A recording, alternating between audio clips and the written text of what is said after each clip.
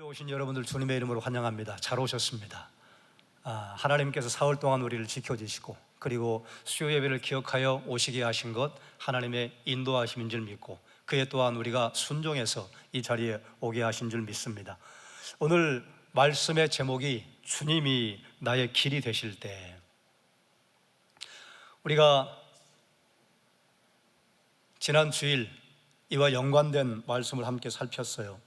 우리의 삶이 예배가 될 때, 그리고 누가 내 삶의 주인인가, 그리고 이제 그 주인을 우리가 길이신 예수 그리스도 하나님으로 모시고 가는 삶을 오늘 말씀은 우리에게 선포를 합니다.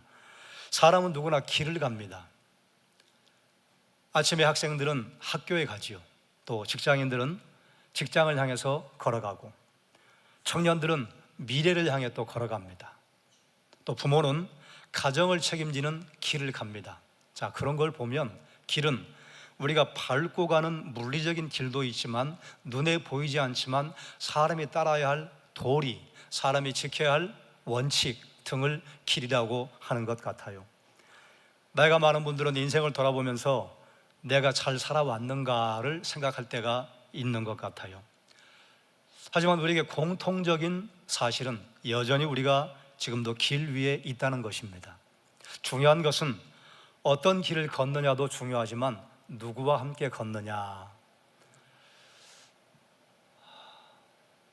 유럽에서 여행을 가장 즐겁게 하는 방법이라고 하는 질문을 사람들에게 던졌다고 그러지요. 여러 가지 답이 나왔는데 그 중에 1등으로 뽑힌 것이 내가 마음 맞는 사람과 함께 가는 것, 그게 가장 행복한 여행이다. 그렇지요. 우리가 마음 맞는 사람과 함께 길 가는 것, 그거 가장 행복한 발걸음이죠. 세상은 많은 길을 우리에게 알려줘요. 이렇게 투자하면 성공합니다. 이렇게 살면 행복합니다. 이렇게 살면 인정받습니다. 정보도 넘치고, 그리고 우리에게 알려주는 사람도 많고, 많은 길을 따라갔는데도 놀랍게도 시간이 흐르면 흐를수록 사람들의 마음속에 평안이 점점 사라집니다. 왜 그럴까요? 길은 많아졌습니다. 길을 안내하는 안내도 대단히 많아졌습니다. 하지만 정작 길 대신 하나님을 잃어버리고 길을 가기 때문에 수많은 사람들에게 많은 길을 가는 것 같은데 그 마음에 평안이 사라지는 것 같아요. 시편 16편의 표제를 보면 빨간 글씨로 다윗의 믹담이다 이렇게 기록이 되어 있습니다. 믹담의 정확한 의미는 분명하지 않아요. 그런데 꽤 많은 학자들이 귀한 노래, 마음에 새겨둘 만큼 소중한 시라는 뜻으로 이해를 합니다. 그런데 본문의 내용을 보면 다윗이 편안한 왕궁에서 이 시편을 노래하고 있지 않은 것 같아요. 생명의 위협을 받고 있습니다. 그런데도 다윗은 환경이나 고난을 언급하지 않습니다. 오직 하나님을 말합니다. 이것이 믿음이에요. 믿음이란 환경보다 하나님을 더 크게 보는 것. 믿음의 사람은 환경을 무시하는 것이 아니라 환경에 있는 것을 알고 인식하고, 그럼에도 불구하고 그 환경 속에, 환경 너머에 환경과 함께 동행하시는 하나님을 보는 눈을 가진 사람. 7절 상반절은 나를 훈계하신 여호와를 송축할지라고 선포했습니다. 훈계하셨다고 하는 것은 상담하다, 또 지혜를 베풀다, 지혜를 전해주다, 이런 의미가 있습니다. 그러므로 이것을 다윗이 선포한 그 문맥 안에서 이해를 한다면 하나님께서는 아버지가 자녀에게 인생을 상담해 주는 것처럼, 인생의 지혜를 알려주는 것처럼 우리에게 지혜를 주시는 분이시다. 다윗에게는 어떻게 하셨는가? 밤에도 성령께서 그의 양심을 통해 그를 가르치셨다 이렇게 선포합니다. 언뜻 잘못 읽으면 그의 양심이 그에게 뭔가 좀 알려주는 것 같은 이런 읽기를 할 수 있는데 아니에요. 정확하게는 하나님께서 그의 양심을 통해 하나님의 말씀을 가르쳐 주셨다 하는 것이죠. 이것이 하나님의 은혜입니다. 우리가 말씀을 읽거나 기도를 하거나 예배를 하거나 그러면 우리의 마음 중심에 하나님께서 감동을 주시고 남겨주신 영적 그 찬상이 내가 홀로 있는 시간에, 내가 밤에 잠을 자기 전에 내게 하나님의 음성을 들려주시고 다시 되뇌이게 하는 것이죠. 말씀을 읊조리게 하는 것, 그것이 하나님의 은혜인 줄 믿습니다. 이것은 성령의 조명 아래에 있을 때만 가능한 것입니다. 우리가 말씀을 다 읽었다고 해서 그 말씀이 내게 내 삶에 비추이는 등불이 되는 것 아니고, 하나님께서 내 마음에 감동을 주시고 하나님께서 그 말씀에 역사하실 때에 그 말씀이 내 발에 등이 되고 내 길에 빛이 되게 하시는 것입니다. 8절에 이렇게 선포해요. 그래서 내가 여호와를 항상 내 앞에 모심이여. 아멘. 이게 다윗의 고백입니다. 항상이란 끊임없이, 늘, 변함없이, 이런 의미를 가지고 있지요. 그러므로 다윗의 고백을 우리가 지난 주일 나누었던 말씀과 연결을 한다면, 하나님은 우리가 늘 예배를 드릴 때만 그분 앞에 있는 것이 아니라 예배를 드리는 그 자리에서 떠났을 때에도, 일상에도 늘 앞에 모시고 살아가는 분이시다, 이렇게 선포하는 것이죠. 종교개혁자들은 이것을 코람데오라고 선포했습니다. 하나님 앞에 선 삶, 하나님 앞에 살아가는 삶. 다윗이 그런 삶을 살겠다고 하나님 앞에 선포한 것이에요. 다윗이 그렇게 살겠노라고 하나님 앞에 노래하는 것입니다. 자, 그러면 다윗은 하나님 앞에 사는 삶, 본문을 통해서 무엇이라고 우리에게 선포하는가? 첫 번째, 한번 따라하겠습니다. 항상 하나님을 내 앞에 모시라.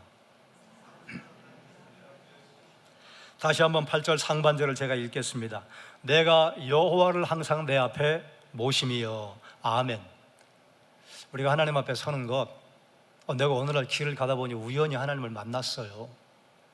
내가 별 생각이 없었는데 우연히 내가 하나님 앞에 섰어요.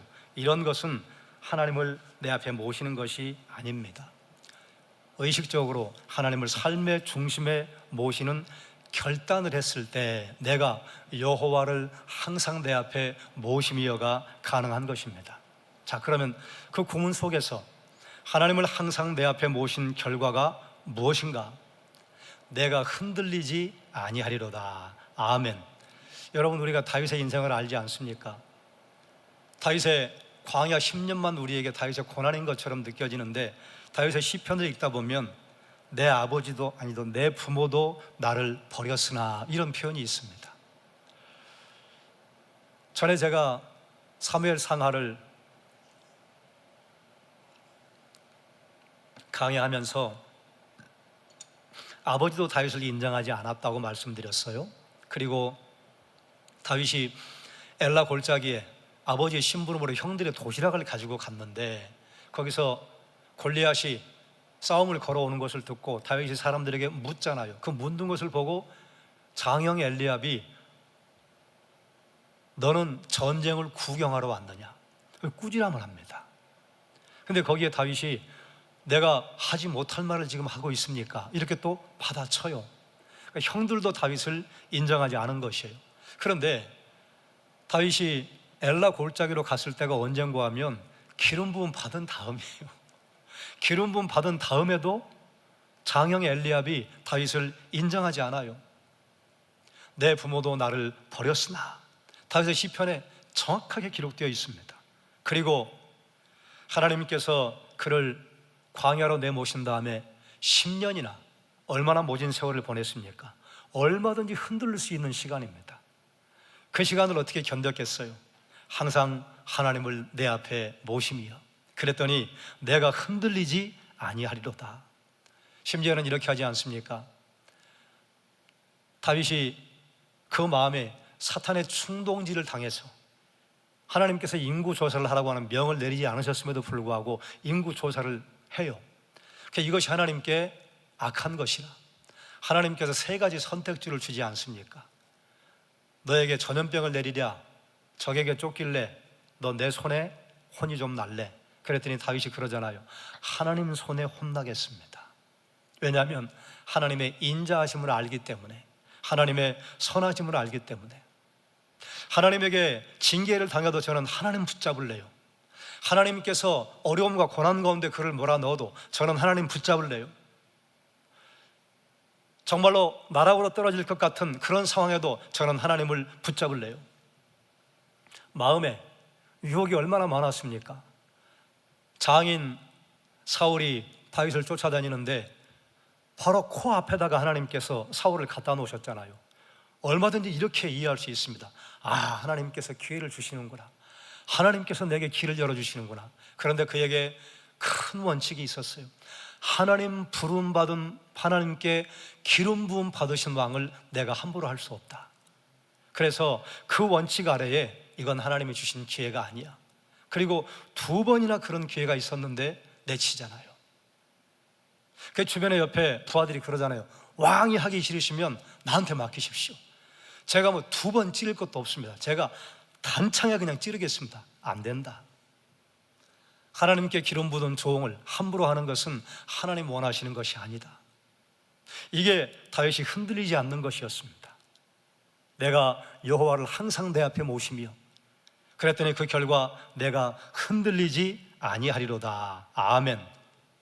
성도의 담대함은 우리의 용력이나 우리의 용기에서 나오는 것이 아닙니다.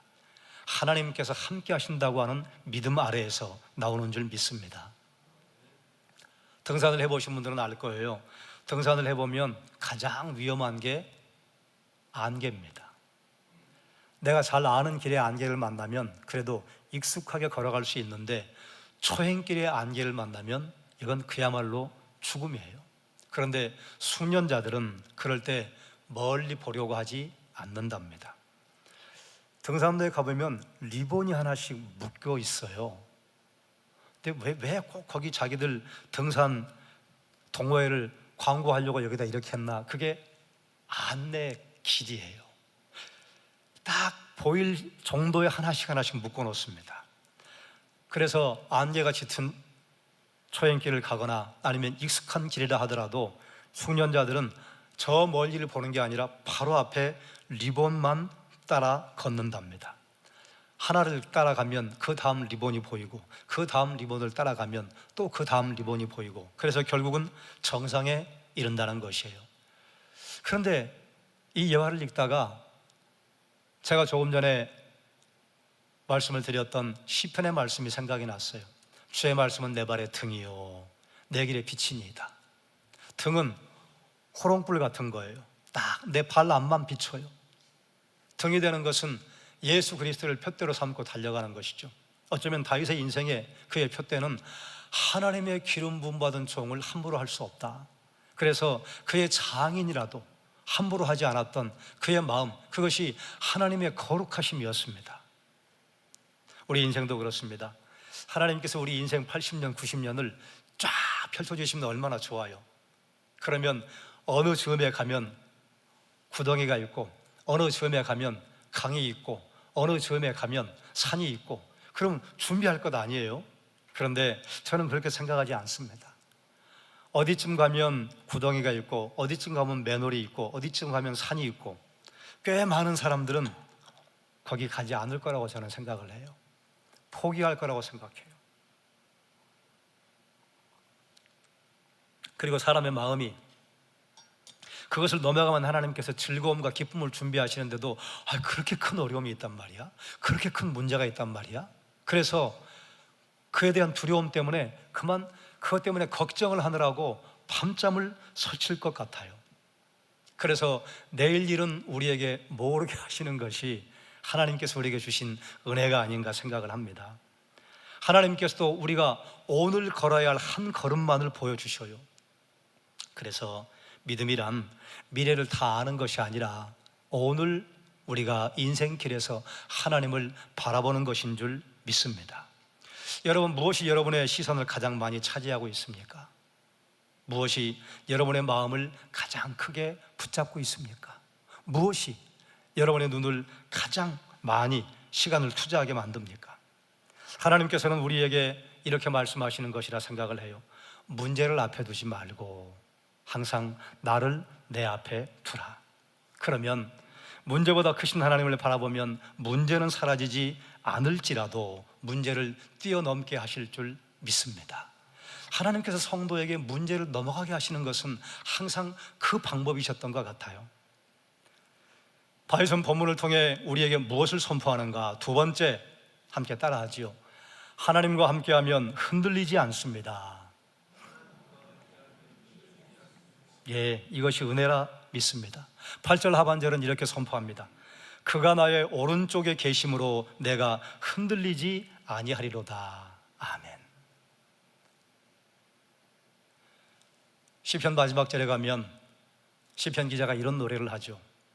하나님께서 낮의 해와 밤의 달이 나를 상하지 않게 하시고 나의 오른쪽에서 나를 붙드신다.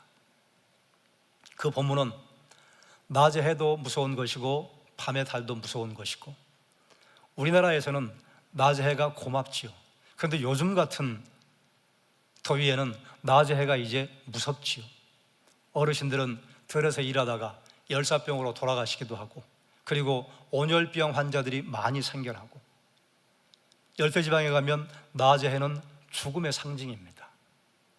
그런데 그 낮의 해가 어느 쪽으로 지나가는가? 우리가 살고 있는 이쪽 지역에서는 오른쪽으로 해가 지나가죠. 그래서 오른쪽에서 나의 그늘이 되신다, 그 말은 우리를 가장 무섭게 내리쬐는, 우리의 생명을 위협하는 그 해에 하나님께서 구름 기둥으로 우리를 보호하신다. 그것이 하나님께서 오른쪽에서 나의 그늘이 되신다 하시는 말씀이에요. 그런데 여기 본문에 등장하는 그가 나의 오른쪽에 계심으로 내가 흔들리지 아니하리로다, 이 말의 의미는 무엇인가 하면, 여기서 오른쪽은 능력, 의미, 권세를 상징합니다. 그렇기 때문에 하나님께서 나의 오른쪽에 계시다 하는 것은 하나님께서 권세와 능력과 승리할 수 있는 자리에서 강력한 손으로 다윗을 보호하신다는 것을 의미합니다. 그 결과가 어떻게 되는가? 결코 무너지지 않게 하실 것이다. 영국의 유명한 설교가 찰스 스펄전 목사님은 신앙생활의 가장 큰 비결을 이렇게 그의 설교집에서 선포를 했습니다. 하나님의 임재를 잊지 않는 것이 신앙생활의 가장 큰 비결입니다. 하나님의 임재를 잊지 않는다고 하는 것은 하나님을 바라보는 것이겠죠.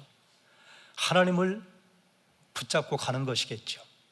그러니까 우리는 종종 문제를 붙잡고 상황을 붙잡고 환경을 붙잡고 가는 경우가 많지 않습니까? 환경과 상황에 우리가 휩쓸리지 않고 하나님의 임재를 붙잡고 가는 것, 이것이 신앙생활의 큰 비결이다.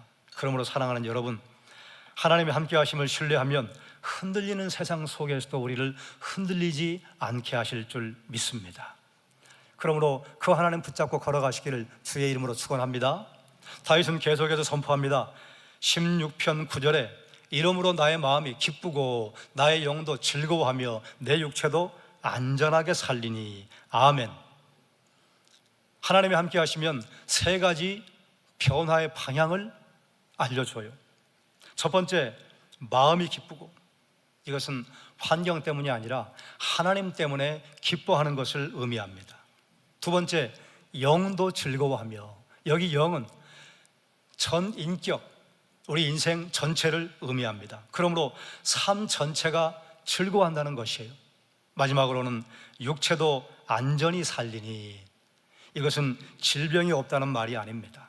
어떤 상황에도 하나님께서 평안을 주신다고 하는 것을 의미합니다. 다윗이 이 자기 간증을 하는 것처럼 느껴져요. 하나님이 함께 하시면 결코 무너지지 않습니다.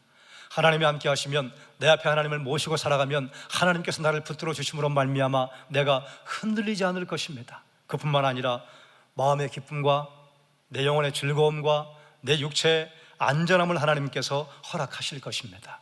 다윗이 평생 하나님을 붙잡고 걸어가면서 하나님께서 그에게 주셨던 삶의 태도와 열매와 능력을 다윗의 입을 통해서 우리에게 선포하게 해주시는 줄 믿습니다. 다윗은 여기서 멈추지 않습니다. 한 걸음 더 나아갑니다. 하나님은 이 땅의 평안뿐만 아니라 죽음을 넘어 생명의 길을 보여주신다. 다윗은 하나님께서 이 땅에서만 함께하는 분이 아니라 죽음 너머까지 함께하는 하나님이라고 고백합니다. 이것이 오늘 본문의 절정이에요. 우리가 함께 나누고 싶은 가장 중요한 본문이에요. 다윗은 본문을 통해서 무엇을 선포하는가? 세 번째, 한번 따라하겠습니다. 하나님은 생명의 길을 보여주신다. 10절입니다. 함께 읽겠습니다.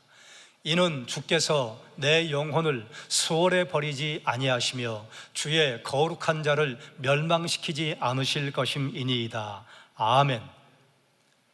수월, 이걸 다른 언어로 하데스 이렇게 표현을 해요. 게헨나, 우리가 생각하는 지옥.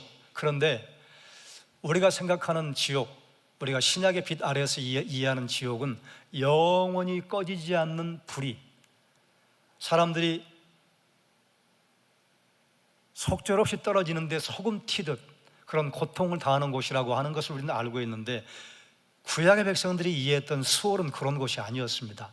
죽은 사람들이 가는 곳, 우리 한문의 표현을 빌리자면 망자들이 가는 곳, 그래서 음산한 곳, 어두운 곳, 별로 생기가 없는 곳, 그게 수월이었어요.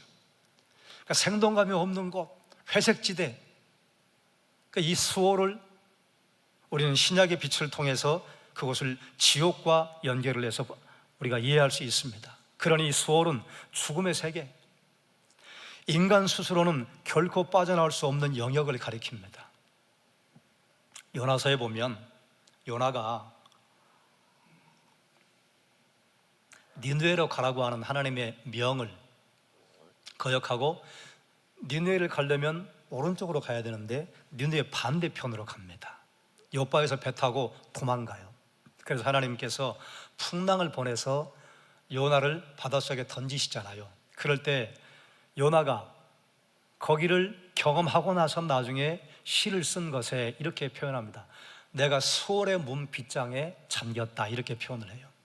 그러니까 구약시대 이스라엘 백성들은 수월을 죽음의 장소, 망자들이 가는 곳으로 이해하기도 했지만, 나는 이제 죽었네, 나는 이제 헤어나올 길이 없네, 절체절명의 순간도 수월이라고 이해를 했습니다. 그러니까 이는 주께서 내 영혼을 수월에 버리지 아니하시며, 이것은 1차적으로는 나를 죽음에 내던지지 않으시고, 또 2차적인 것은 내 생명이 그야말로 죽음과 너무 가까운 그 길에서 나를 하나님께서 방치하지 않으시고. 그런 일이 얼마나 많았습니까? 장인 사울을 피해서 알고 유다에 있다가는 우리 장인이 항상 군사를 일으켜서 나를 찾으러 오겠다, 그래 유다에서 도망가자, 블레셋으로 갔잖아요. 아기스 왕에게로 갔더니 처음에 블레셋 장수들이 그를 반기지 않죠. 이 사람이 사울은 천천히요 다윗은 만만이라 하던 그 장수가 아닙니까? 그런데 저 사람을 우리 쪽으로 들였다가 우리가 무슨 일을 당하려고 그럽니까? 그래 다윗이 주변을 봤더니 알고 여기 있다가 죽을 것 같아서 미친 흉내를 내잖아요. 수염에 침을 흘리고 대문짝에다가 뭘 자꾸 그리고. 그래서 아기스가 미친 사람이 우리 블레셋에 없어서 다윗을 데려왔는데 내쫓아라. 그야말로 풍전등화 아니었습니까? 그리고 한 번은 사울을 피해서 도망다니는데 산 아래까지 사울의 병사들이 진을 쳤어요. 그럼 이제 시간만 좀 지나면 싹 위로 몰고 올라오면 다 죽게 생겼어요. 그런데 그때 블레셋 군사들이 이스라엘을 쳐들어왔다고 하는 첩보를 듣고 사울이 포위를 풀고 다시 돌아가지 않습니까? 그야말로 수월까지 내려간 적이 한두 번이 아닙니다. 그런데 그때마다 하나님께서 그를 지켜주셨어요. 주의 거룩한 자를 멸망시키지 않으실 것임이니이다. 여기서 거룩한 자란 하나님께 충성하는 자, 하나님의 언약을 붙들고 살아가는 자. 다윗은 자신을 포함하여 하나님 앞에 고백한 것입니다. 그런데 가만히 이 뒤편에 있는 성경 구절 10절 11절을 보면 이 구절이 다윗에게 응답이 되었나? 그래서 성경학자들은 이 구절을 다윗이 자기의 믿음을 고백하고 자기의 간증을 한 고백이지만 이 표현은 궁극적으로 예수 그리스도를 바라본다, 이렇게 해석합니다. 왜냐하면 다윗은 죽어서 무덤에 갇혔지만 거룩한 자 예수께서는 죽음의 권세가 멸망시키지 못했습니다. 그래서 멸망시키지 않으실 것입니다. 왜냐하면 주님께서 부활하셨기 때문이죠. 자, 그러면 이것을 신약 성경에는 어떻게 인용하는가? 베드로가 복음을 전할 때 시편 16편을 인용합니다. 사도행전 2장 29절로 32절에 이렇게 선포합니다. 형제들아, 내가 조상 다윗에 대하여 담대히 말할 수 있노니 다윗이 죽어 장사되어 그 묘가 오늘까지 우리 중에 있도다. 그는 선지자라. 참 신기한 표현이죠. 누구도 다윗을 선지자라고 말한 사람이 없는데 바울은 그는 선지자라. 왜냐하면 다윗이 기록한 시편이 예수 그리스도의 생애와 흡사한 것이 너무 많아요. 선지자라. 하나님이 이미 맹세하사 그 자손 중에서 한 사람을 그 위에 앉게 하리라 하심을 알고 누가 알았다는 거예요? 다윗이 알았다는 거예요. 미리 번거로 그리스도의 부활을 말하되 그가 음부의 버림이 되지 않고 그가 수월의 버림이 되지 않고 그의 육신이 썩음을 당하지 아니하리라. 주의 거룩한 자를 멸망시키지 않으실 것임이로다. 이 예수를 하나님이 살리신지라. 우리가 다 이 일의 증인이로다. 아멘. 베드로는 선포하는 것입니다. 다윗이 노래했던 시편 16편을 인용해서 다윗이 자기의 노래만 한 것이 아니라 자기의 노래를 하면서 그리스도를 노래한 것입니다. 다윗이 자기 자신의 간증을 말한 것 같으나 사실은 성령 안에서 오실 메시아의 부활을 예언한 것입니다. 그러므로 다윗이 노래한 시편 16편은 단순히 다윗의 신앙 간증이 아니라 성령 안에서 오시고 부활하실 예수 그리스도의 승리를 노래한 찬송입니다. 그래서 그 다음에 이렇게 선포하죠. 주께서 생명의 길을 내게 보이시리니. 다윗에게 생명의 길을 얼마나 많이 보여주셨어요. 그런데 주님께서는 단지 길을 알려주실 뿐만이 아니라 길이신 분이시죠. 우리가 주님 안에 있으면 그럼 우리가 바른 길을 가는 것입니다. 요한복음 14장 6절 우리가 잘 아는 말씀 아닙니까? 내가 곧 길이요 진리요 생명이니 나로 말미암지 않고는 아버지께로 올 자가 없음이니라. 아멘. 시편 16편의 생명의 길은 그러므로 예수 그리스도 안에서 성취가 된 것을 선포하는 것이에요.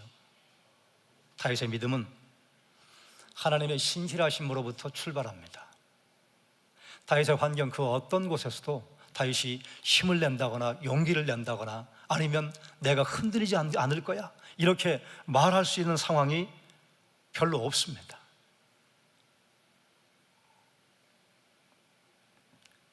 다윗의 믿음은 흔들리지 않는 하나님, 신실하신 하나님, 거기가 출발 지점이었습니다. 그렇다면 성도의 믿음은 흔들리지 않는 그리스도, 부활하신 예수 그리스도로부터 출발하는 것입니다.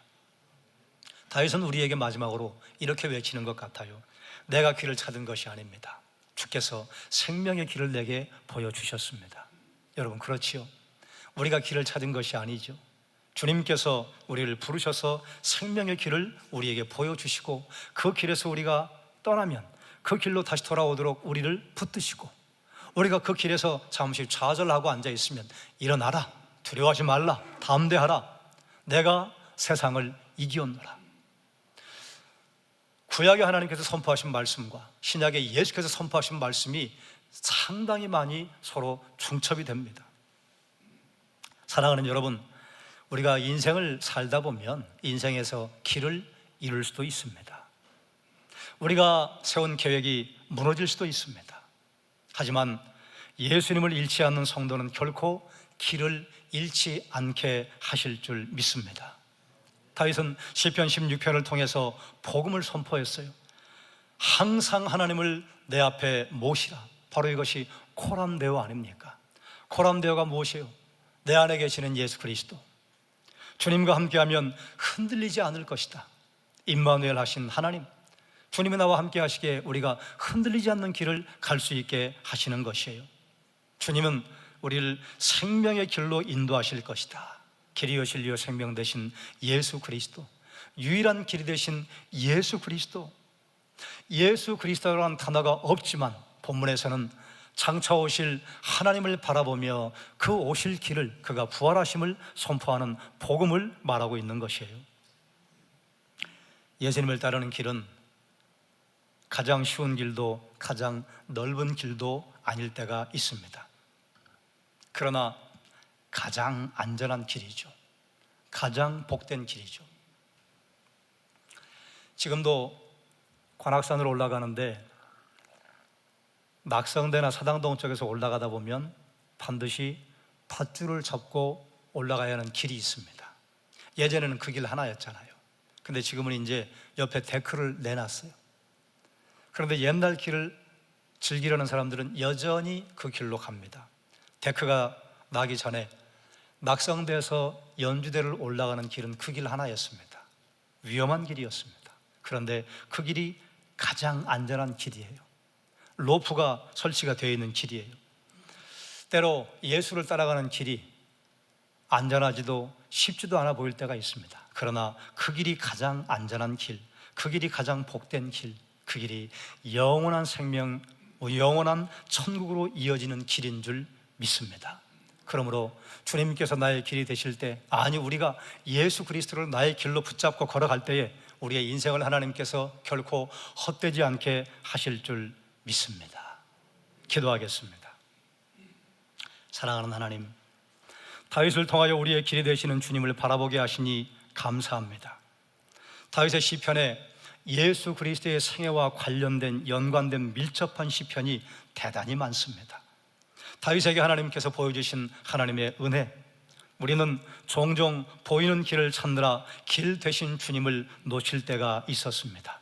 성공을 따라가고 사람을 의지하고 자기 경험을 신뢰하느라 주님을 우리 삶의 중심에서 밀어낼 때도 있었습니다.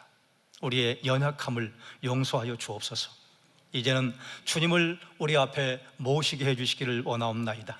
흔들리는 세상 속에서도 주께서 우리의 오른편에 계심을 믿고 담대히 살아가게 하여 주옵소서. 병상에서 예배하는 성도들에게는 위로를 허락해 주시기를 원합니다. 삶의 무게에 지친 성도에게는 새 힘을 허락해 주시기를 원하옵나이다. 미래를 염려하는 우리 청년과 다음 세대에게는 예수가 길 되신 믿음과 소망을 더해 주시기를 원하옵나이다. 우리 모두 길을 찾는 사람이 아니라 이미 길 되신 예수 그리스도를 붙잡고 가기에 길 되신 예수 그리스도를 따라가는 제자로 살게 해주시기를 원하옵나이다. 우리의 길이 되시고 우리의 생명이 되시는 예수 그리스도의 이름으로 기도드리옵나이다. 아멘.